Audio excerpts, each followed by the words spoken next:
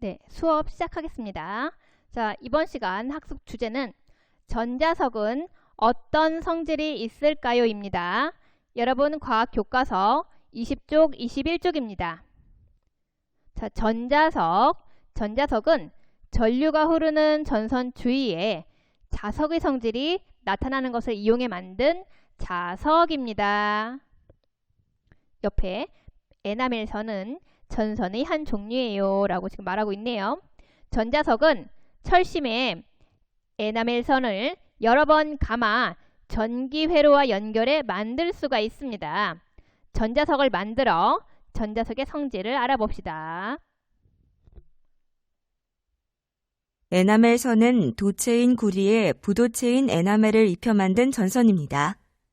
구리선 표면에 입힌 에나멜은 사포로 문지르면 제거할 수 있습니다.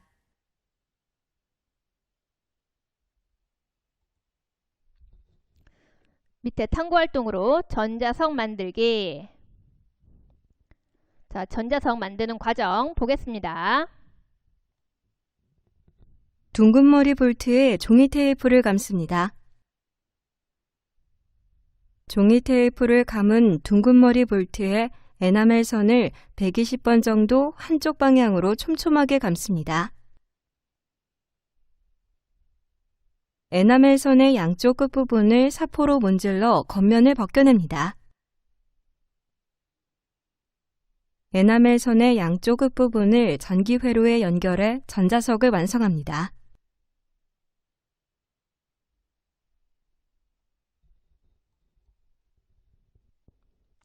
자, 이번엔 지금 전류 방향 확인해 볼게요. 우리 전류 흐르는 방향은 플러스 극에서 이제 마이너스 극으로 이렇게 흐릅니다. 네, 좀 더 자세히 학습해 보도록 하겠습니다. 자기 부상 열차를 공중에 뜨게 하는 전자석이란 무엇일지 생각해 보도록 하겠습니다.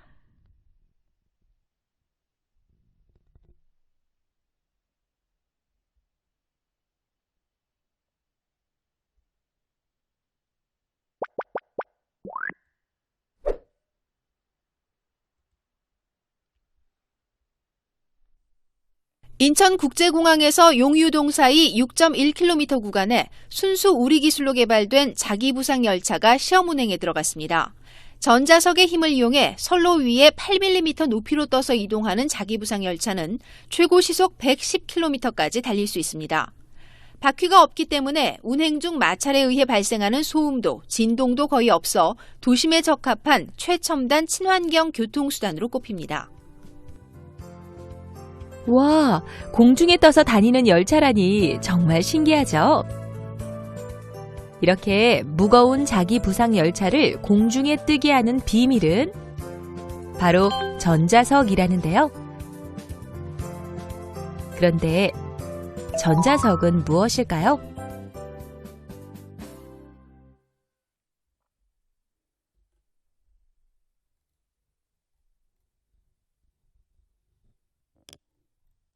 자, 우리가 앞서서 어떤 내용을 배웠냐면 전류가 흐르는 전선 주위에서 나침반 바늘이 움직이고 바로 이 이유는 전선에 전류가 흐르면 전선 주위에 자석의 성질이 나타나기 때문이라는 것을 배웠습니다.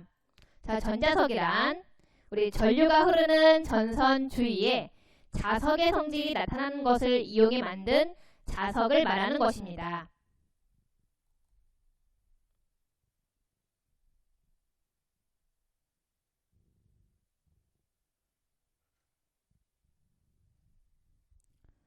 자, 오늘 배울 내용 전자석을 만들고 전자석의 성질을 설명해 보기, 우리 생활에서 전자석을 이용한 예를 조사해 보기입니다.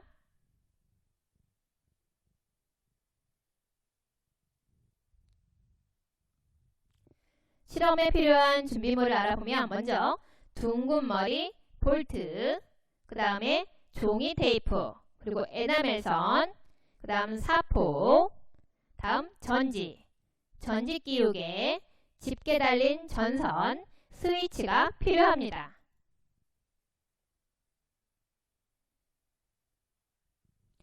둥근 머리 볼트와 에나멜 선을 사용해 전자석 만들기를 해보겠습니다.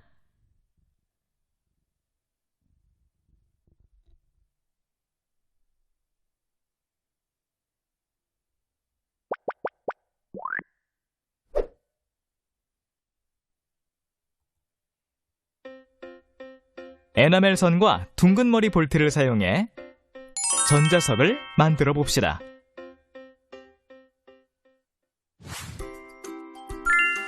먼저 둥근 머리 볼트에 종이 테이프를 감아줍니다.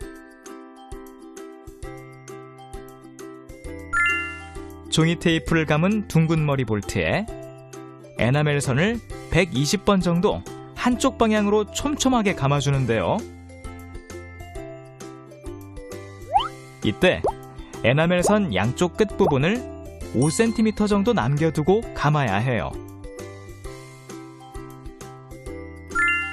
이제 에나멜 선 양쪽 끝부분을 사포로 문질러 겉면을 벗겨주는데요. 사포로 문질러 겉면을 벗겨내면 도체인 부분이 드러나게 된답니다. 마지막으로 에나멜 선 양쪽 끝부분을 전기회로에 연결하면 짜잔! 전자석이 완성된답니다.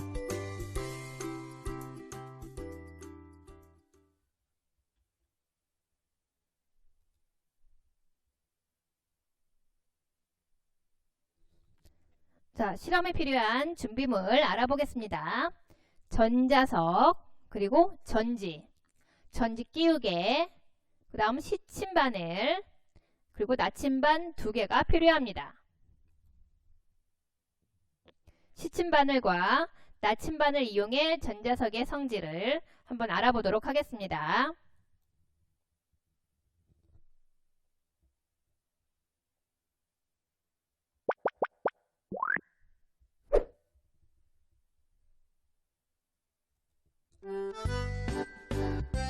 직접 만든 전자석을 이용하여 전자석에는 어떤 성질이 있는지 알아봅시다.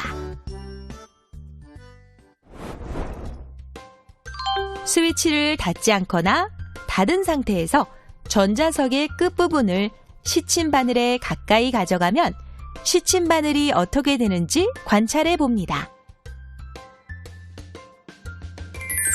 네, 스위치를 닫지 않았을 때는 시침바늘이 전자석에 붙지 않고 스위치를 닫았을 때는 시침바늘이 전자석에 붙어요. 아, 전자석은 전류가 흐를 때에만 자석의 성질이 나타나는 것이군요. 그럼 이번에는 전자석에 연결한 전지의 개수를 다르게 해볼까요? 먼저 전자석에 전지 1개를 연결하고 스위치를 닫았을 때 전자석 끝부분에 붙은 시침바늘의 개수를 세어봅시다.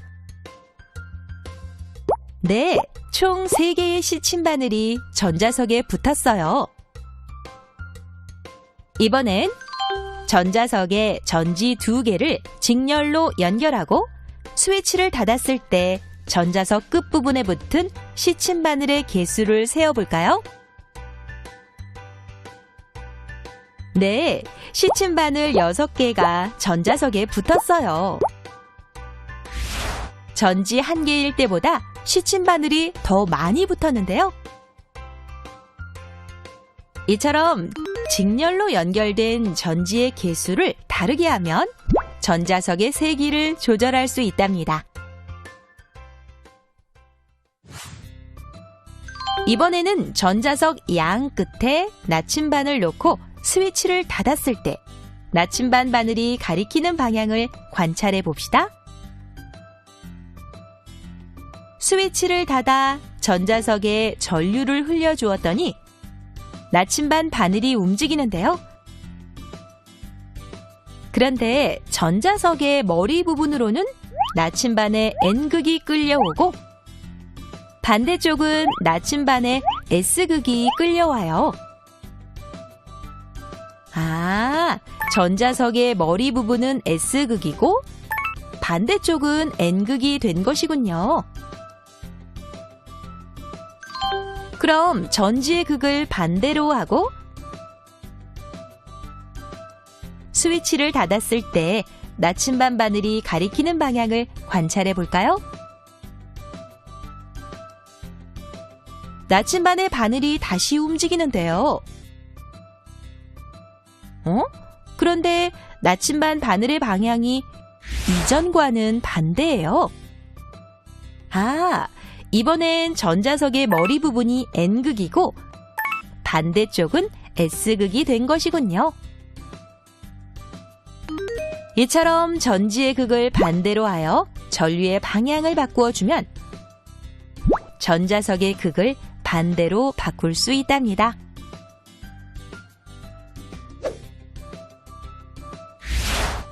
실험을 통해 전자석은 전류가 흐를 때에만 자석의 성질이 나타나고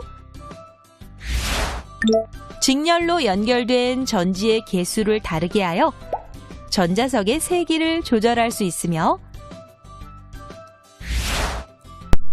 전지의 극을 바꾸어 전류의 방향을 반대로 하면 전자석의 극도 반대로 바뀌는 특징이 있답니다.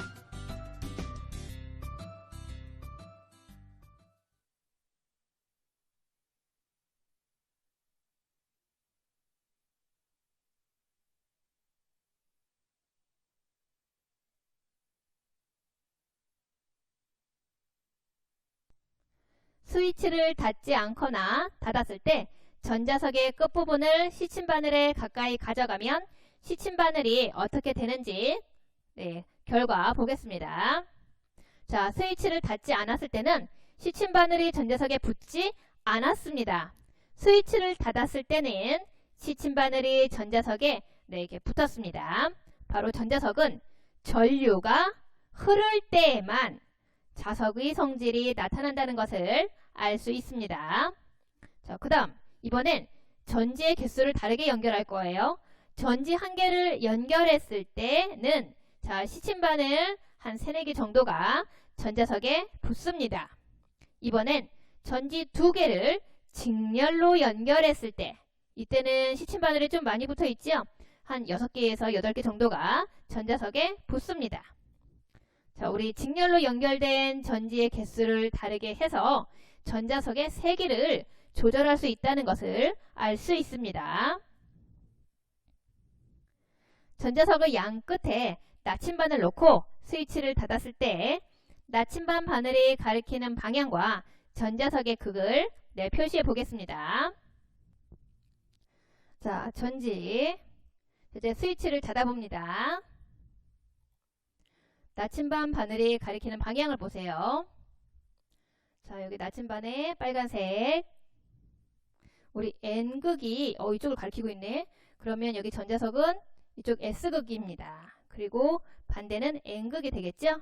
나침반 바늘 여기 S극인 파란색이 이쪽으로 향하고 있네요. 이번엔 전지의 그 방향을 바꾸었어요. 그랬더니 이번엔 나침반 바늘이 아까 여기 첫 번째 그림과는 또 반대로 나타나고 있습니다. 자, 지금 빨간색 나침반 바늘이 N극 이렇게 향하고 있는 걸로 봐서 여기는 반대인 S극. 전자석의 이쪽 극은 당연히 N극이겠죠? 나침반 바늘도 여기 파란색인 S극이 이쪽을 향하고 있어요. 자, 이렇게 전류의 방향이 바뀌면 전자석의 극도 바뀐다는 것을 알 수가 있습니다. 이번엔 영구자석과 비교해 전자석의 성질을 정리해보기. 자, 영구자석은 막대자석과 같이 항상 자석의 성질을 유지하고 있는 자석을 말하는 것입니다. 자, 우리가 일반적으로 자석이라고 말하는 것들, 전류가 흐르지 않아도 자석의 성질이 나타나지요. 그리고 자석의 세기를 우리가 마음대로 조절할 수는 없습니다.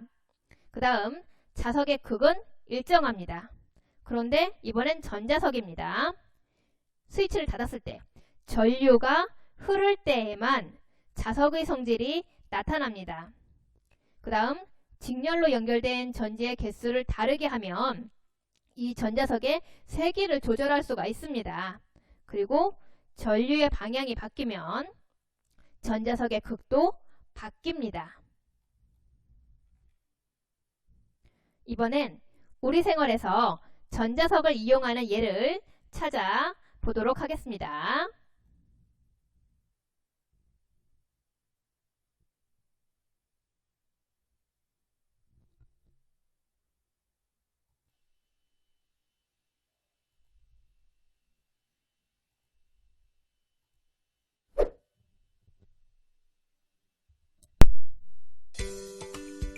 우리는 다양한 곳에 전자석을 이용하고 있습니다. 우리 생활에서 전자석을 이용하는 예를 찾아볼까요?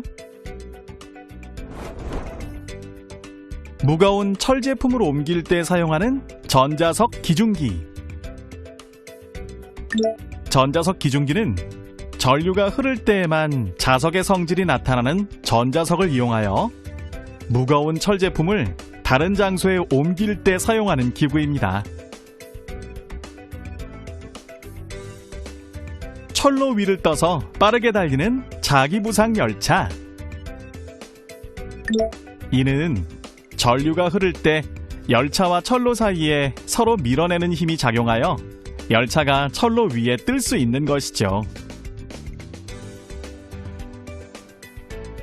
한편 더울 때 사용하는 선풍기도 전자석을 이용한 기구인데요. 선풍기 안에는 전자석의 성질을 이용한 전동기가 들어있어서 전동기가 회전하면서 시원한 바람을 일으키게 됩니다.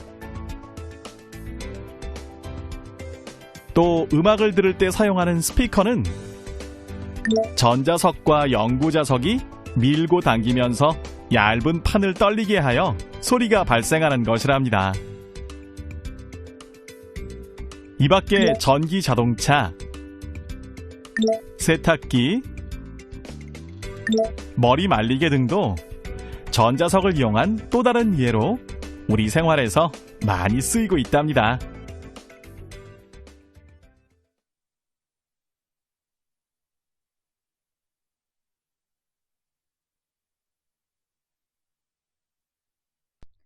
자, 우리 생활에서 전자석을 이용하는 예를 알아보겠습니다.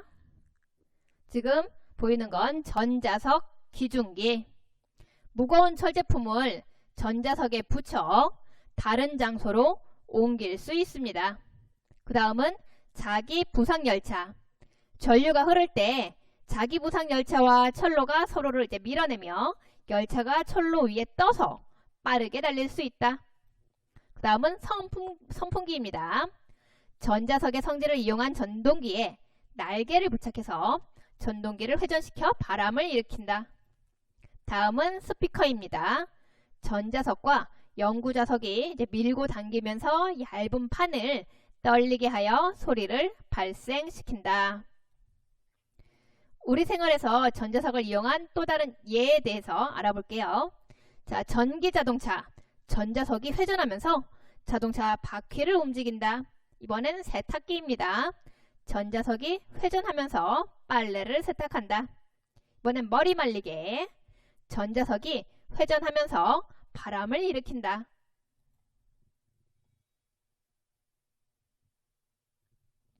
자, 전자석 정리해 보겠습니다. 전자석이란 전류가 흐르는 전선 주위에 자석의 성질이 나타나는 것을 이용해 만든 자석을 말합니다. 자, 전자석의 성질. 바로 전류가 흐를 때에만 자석의 성질이 나타납니다.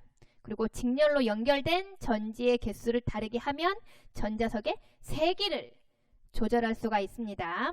그 다음, 전자석에 흐르는 전류의 방향이 바뀌면 전자석의 극도 바뀝니다. 우리 생활에서 전자석을 이용한 예를 보겠습니다. 전자석 기중기를 사용하면 무거운 철 제품을 전자석에 붙여 다른 장소로 옮길 수가 있다. 그 다음 자기부상 열차는 전류가 흐를 때 철로와 밀어내는 힘이 작용하여 철로 위를 떠서 이렇게 빠르게 달릴 수가 있다. 그 다음 선풍기. 전자석의 성질을 이용한 전동기에 이제 날개를 부착해서 전동기를 이렇게 회전시켜가지고 바람을 일으킨다. 그 다음 스피커. 전자석과 영구자석이 밀고 당기면서 얇은 판을 떨리게 하여 소리를 발생시킨다.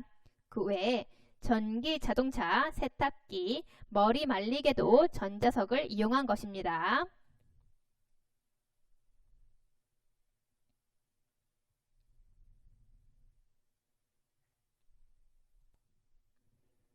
자, 다음에서 설명하는 것이 무엇인지 보겠습니다. 전류가 흐르는 전선 주위에 자석의 성질이 나타나는 것을 이용해 만든 자석. 자, 우리 세 글자로 전자석이라고 합니다. 이번엔 전자석의 성질에 대한 설명으로 알맞지 않은 것은 5번입니다.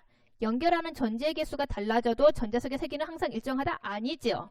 직렬로 연결된 전지의 개수를 달리하면 전자석의 이 세기를 조절할 수가 있습니다. 그 외에는 다 맞는 말이죠. 1번, 전류가 흐르면 N극과 S극 생기고 전류가 흐를 때에만 시침 바늘이 붙고 전류의 방향을 바꾸면 이 전자석의 극도 바뀌는 것을 앞에서 확인했고 또 전류가 흐를 때에만 자석의 성질을 나타내는 것입니다. 이 전자석은. 그 다음, 우리 생활에서 전자석을 이용하는 예에 해당하지 않는 것을 골라보래요. 이 말굽자석 2번 보세요. 얘는 어때요? 그냥 영구 자석입니다. 그 외에 선풍기, 머리 말리개, 자기 부상열차, 전자석, 기중기. 자, 이것 등은 다 전자석을 이용한 예에 해당이 되지요. 자, 우리 실험 관찰 10쪽에서 11쪽 같이 정리하겠습니다. 1번. 자, 스위치를 닫지 않거나 닫았을 때 전자석의 끝부분을 시침바늘에 가까이 가져가면 시침바늘이 어떻게 되는지 자, 써봅시다. 스위치를 닫지 않았을 때에는 시침바늘이 전자석에 붙지 않습니다. 근데 이제 스위치를 닫았을 때 그때는 어떻게 되나요? 시침바늘이 전자석에 붙습니다. 자, 2번. 전자석에 연결한 전지의 개수를 다르게 해서 이제 스위치를 닫았을 때 시침바늘의 개수, 전지 1개를 연결했을 때는 시침바늘 한 3, 4개 정도가 전자석에 붙었습니다. 근데 이번엔 전지 2개를 직렬로 연결했을 때에는 시침바늘 6개에서 8개 정도가 전자석에 붙습니다.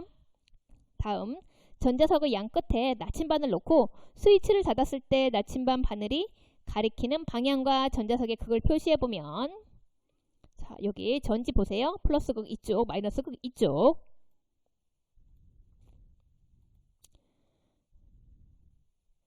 자, 나침반 바늘이 여기 빨간색 N극이 이쪽을 가리키고 있는 걸로 봐서 아, 전자석 여기는 S극이구나 알 수 있고 이 반대쪽은 그럼 N극이겠죠?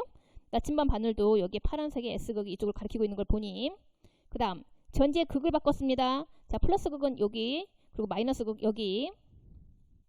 자, 이번엔 앞에서 본 첫 번째 그림과는 반대되는 결과를 낳습니다.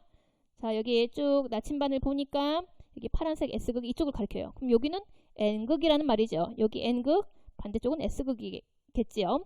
나침반 바늘도 보니까 여기 빨간색의 N극이 이쪽을 가리키고 있어. 이것만 봐도 S극이라는 거 알 수 있어요. 그 다음 더 생각해 볼까요? 우리 생활에서 전자석을 이용한 또 다른 예와 그 쓰임을 조사해 볼까요? 자, 헤드폰, 전자석과 연구자석이 밀고 당기면서 얇은 판을 떨리게 해 소리를 발생시킨다. 그 다음 전기 자동차 볼게요. 전자석이 회전하면서 자동차 바퀴를 움직인다. 그 다음은 세탁기, 전자석이 회전하면서 빨래를 세탁한다. 다음은 머리 말리개, 전자석이 회전하면서 바람을 일으킨다.